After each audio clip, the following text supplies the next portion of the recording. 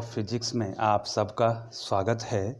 प्यारे बच्चों, आज का जो महत्वपूर्ण टॉपिक है बच्चों वो है किरचॉफ्स लॉ। ठीक है बच्चों, ये बहुत ही महत्वपूर्ण नियम है और ये आपको बोर्ड की परीक्षा में पूछा जाता है बच्चों। दोनों जो रूल हैं वो आज को आपको जो है 5 मार्क्स के पूछे जाते हैं और बहुत ही महत्वपूर्ण हैं।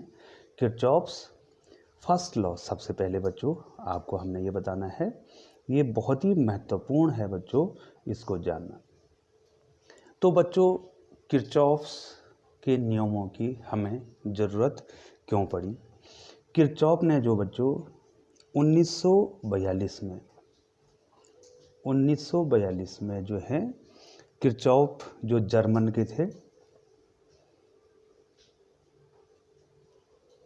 ये जर्मन के साइंटिस्ट थे। ठीक है बच्चों, जर्मन के क्या थे? ये साइंटिस्ट थे। और इन्होंने क्या किया, ओम के नियम को एक्सपेंड किया। ठीक है बच्चों, ओम के नियम तो सिंपल सर्किट के लिए था। ठीक है बच्चों, ओम के नियम को और आगे इन्होंने विस्थापित किया और जटिल परिपथों के लिए, जटिल परिपथों, ठीक है बच्चों, इन्होंने जटिल परिपथों के लिए, जो कॉम्प्लिकेटेड जो है हमारे पास हुए हैं,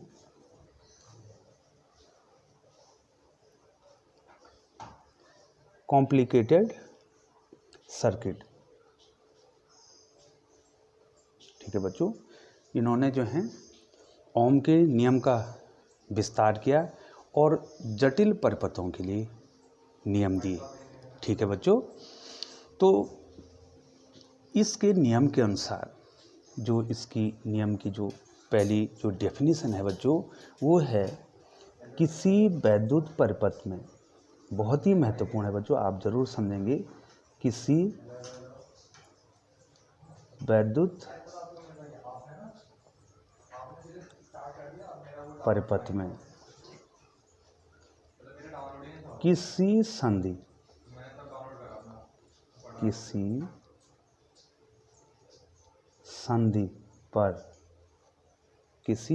पर मिलने वाली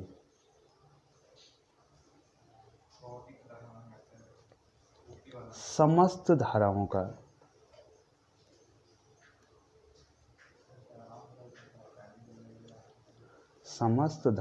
का बीज गणितीय योग, एल्जेब्रिक सम, बीज गणितीय योग शून्य होता है। ठीक है बच्चों, किसी वैद्युत परिपथ के, मैं इस प्रकार से जो है आपको इस प्रकार से फिर इसको बता दूं, किसी वैद्युत परिपथ में किसी संधि पर मिलने वाली समस्त धाराओं का बीजगणितीय योग शून्य होता है। ठीक है बच्चों, ये है किरचॉफ का पहला नियम। इसको हम सिंपली ऐसे लिख सकते हैं बच्चों, sigma I is equal to 0। Sigma का मतलब है बीजगणितीय योग। ठीक है बच्चों, सिग्मा आई का मतलब होता है धाराओं का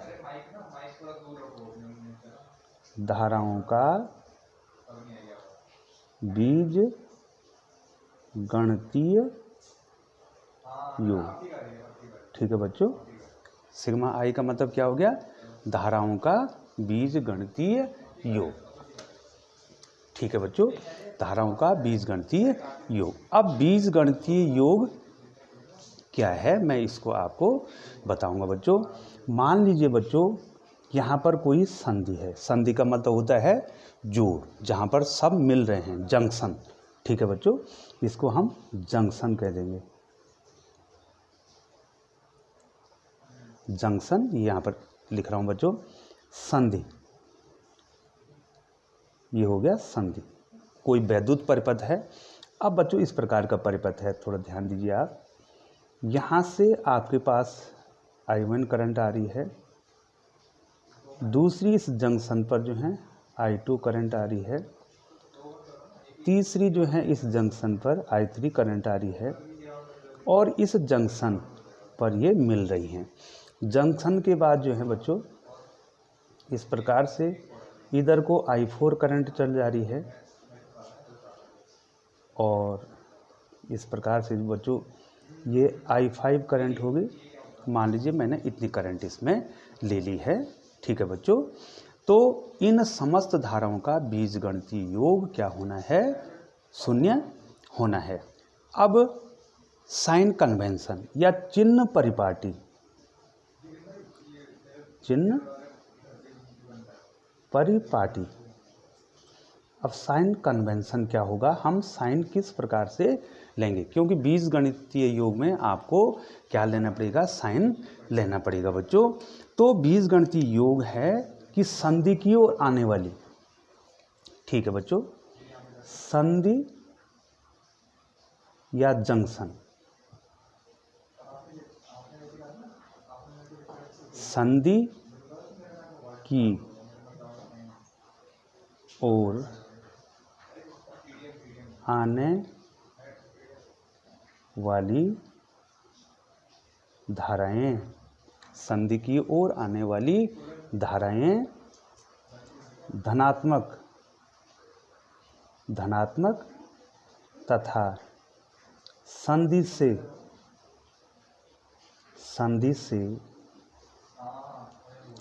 दूर जाने वाली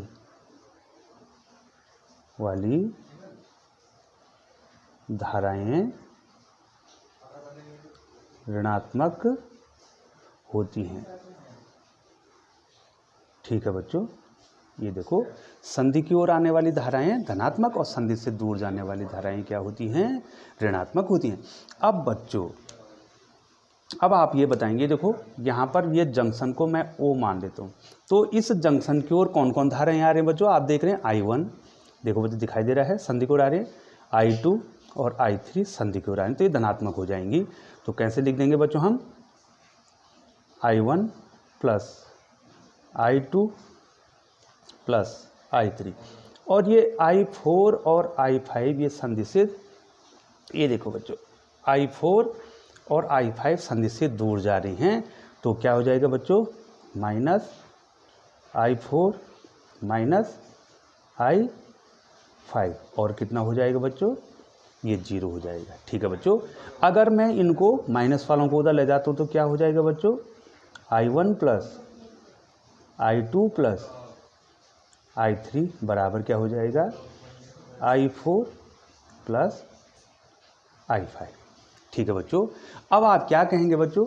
I1 plus I2 plus I3 क्या है? संधि की ओर आने वाली धाराओं का योग।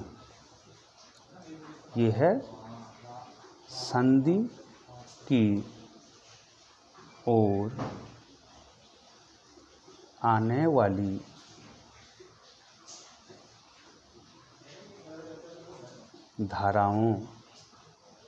धाराओं का योग। और ये क्या है बच्चों? I4 I5 क्या है? संधि से दूर जाने वाली,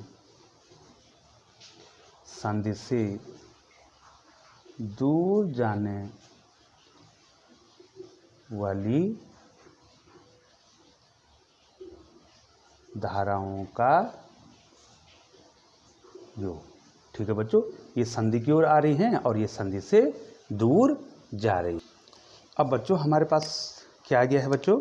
हमारे पास आ गया है I1 धन I2 धन I3।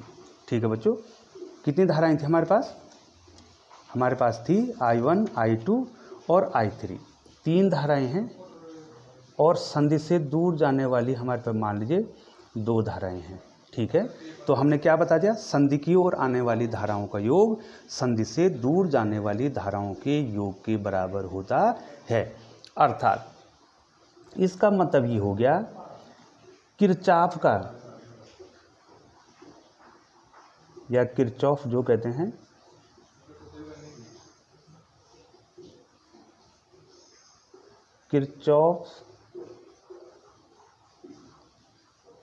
किरचॉफ का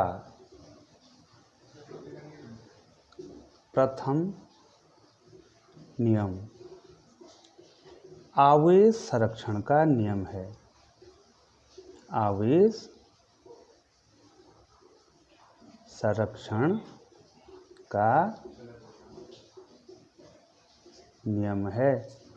ठीक है बच्चों, किरचॉफ का जो पहला नियम है वो क्या है? आवेश संरक्षण का नियम है। अब आप बोलेंगे बच्चों कि इसमें तो धारा आ रही है, आप आवेश क्यों बोल रहे हैं? क्योंकि बच्चों यहाँ देखिए, मैं आपको समझा देता हूँ बच्चों। Q बराबर होता है I इंटू टी। तो I बराबर क्या है? Q into T. अर्थात एकांक समय में, 1 सेकंड में जितने आवेश प्रवाहित हो रहे हैं उसी को तो धारा कहते हैं।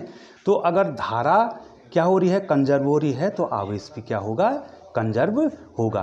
इसका मतलब जो है संधि ने न तो धारा, संधि पर जो धाराएं आपकी मिल रही हैं, जितना आवेश संधि पर आ रहा है उतना ही आवेश संधि से दूर जा रहा है। तो जो पहला नियम है बहुत इंपॉर्टेंट है बच्चों, पूछा जाता है आपको। प्रथम नियम क्या करता है? आवेश संरक्षण का नियम है। ये आवेश को संरक्षित करता है, अर्थात आवेश को न तो आपने उत्पन्न किया न तो नष्ट किया। अर्थात जितना आवेश संधि पे आया उतना ही आवेश कहाँ गया? संधि से दूर गया। ठीक है बच्चों, अब उदाहरण के द्वारा मैं आपको एक उदाहरण देता हूँ बच्चों। इस पे आपको न्यूमेरिकल भी आते हैं। एक उदाहरण मैं आपको इसमें बताता हूँ बच्चों। मान लीजिए बच्चों ये O कोई जंक्शन है, ये जंक्शन का मतलब संधि है। ठीक है बच्चों, इधर 3 एम्पियर की धारा आ रही है, इधर 4 एम्पियर की धारा आ रही है और इधर 5 एम्पियर की धारा आ रही है। ठीक है बच्चों, अब ये धाराएं बढ़ जाती हैं, इस प्रकार से ये धाराएं बढ़ जाती हैं। मान लीजिए ये 2 एम्पियर की धारा हो जाती है और ये 6 एम्पियर की धारा हो जाती है। ठीक है बच्चों, और इस धारा को मान लीजिए मैं कह देता हूँ I। ठीक है, आपको I की वैल्यू कैलकुलेट करनी है कि I का मान कितना होगा। ये परिपथ में जो I है इसका मान कितना होगा। तो क्या करेंगे बच्चों? बहुत आसान है, आपको सबको आ जाएगा। किरचॉफ ऐसे भी लिख सकते हैं बच्चों, किरचॉफ के प्रथम नियम से, किरचॉफ के पहले नियम से क्या कहते हैं बच्चों? सिग्मा आई बराबर 0। ठीक है बच्चों, होगा नहीं होगा? सबका योग 0 हो जाएगा, है ना? तो कितना हो जाएगा बच्चों? बताइए बच्चों, कितना हो जाएगा? 5। ये देखो ये संधि की ओर आ रही है, प्लस हो जाएंगी, प्लस 4 प्लस 3। ये देखो बच्चों 5 प्लस 4 प्लस 3। ठीक है, माइनस, ये देखो ये संधि से दूर जाने वाली धाराएं कितनी? -2 -6 माइनस I बराबर 0।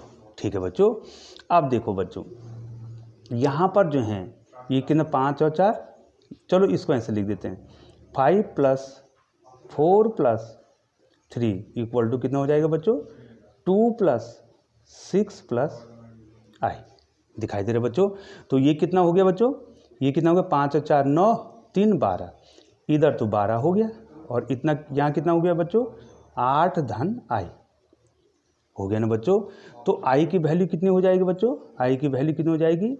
12 ऋण 8 बराबर 4। तो हमने I की वैल्यू निकाल दी है।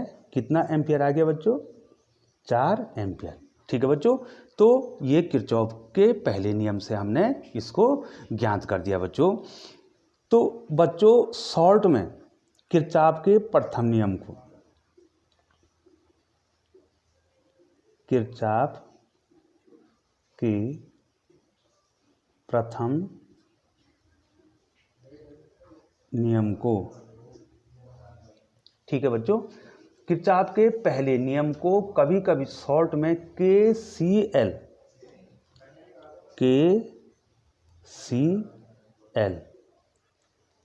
भी लिखा जाता है। ठीक है बच्चों, क्या लिखा जाता है बच्चों? KCL। Kirchhoff's current law. इसको KCL को क्या कहेंगे बच्चों, इसका फुल फॉर्म हो जाएगा किरचॉफ्स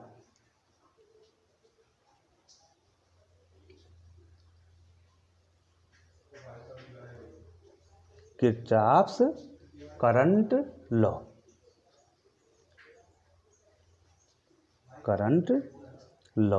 ठीक है बच्चों, KCL को क्या कहेंगे बच्चों, किरचॉफ करंट लॉ भी इसे कहा जाता है। तो बच्चों समरी के तौर पे मैं आपको फिर बता दूं कि किरचॉफ का पहला नियम क्या है। किरचॉफ का पहला नियम बहुत ही सरल नियम है। एक्चुअली जो है किरचॉफ ने किया क्या है, किरचॉफ ने ओम का जो नियम था, ठीक है बच्चों, उसका उपयोग करके जो है उन्होंने जटिल वैद्युत परिपथ के लिए नियम दिया। अर्थात जो जटिल वैद्युत परिपथ हैं उनको सॉल्व करने का, उनको हल करने का क्या दिया, नियम दिया बच्चों। पहले नियम में किरचॉफ कहता है कि किसी वैद्युत परिपथ में, कोई वैद्युत परिपथ है उसमें किसी भी जंक्शन या किसी भी संधि पर मिलने वाली समस्त धाराओं का बीजगणितीय योग शून्य होता है। तो बीजगणितीय योग का मतलब हो गया कि चिन्ह लगाने पड़ेंगे बच्चों। अर्थात अगर कोई संधि की ओर आ रही हैं, ठीक है बच्चों, यहाँ पर जो है थोड़ा सा आपको क्लियर कर दें, ये देखो ओ जंक्शन हो गया, संधि की ओर कौन आ रही, 3 एम्पियर, 4 एम्पियर, 5 एम्पियर, इसको धन लेंगे। संधि से दूर कौन जा रही है, 2 एम्पियर, 6 एम्पियर आई, ये संधि से दूर जा रही है तो ये माइनस हो जाएंगे और सबका योग कितना हो जाएगा, शून्य हो जाएगा। जब हमने ऐसा किया तो हमने देखा कि संधि की ओर आने वाली धाराओं का योग किसके बराबर हो जा रहा है बच्चों, संधि से दूर जाने वाली धाराओं के बराबर हो जा रहा है। इसका मतलब तो ये हो गया कि जितना आवेश संधि पर आया, अर्थात जितनी धारा संधि पर आई उतनी धारा कहाँ गई, वापस गई। इसका मतलब हमने धारा को न तो उत्पन्न किया न तो नष्ट किया, अर्थात आवेश को न तो उत्पन्न किया न तो नष्ट किया। ठीक है बच्चों, इसलिए ये नियम आवेश संरक्षण का नियम भी कहा जाता है। तो बहुत बहुत धन्यवाद बच्चों। अब अगली वीडियो में जो है आपको किरचॉफ का द्वितीय नियम बताया जाएगा। बहुत बहुत धन्यवाद।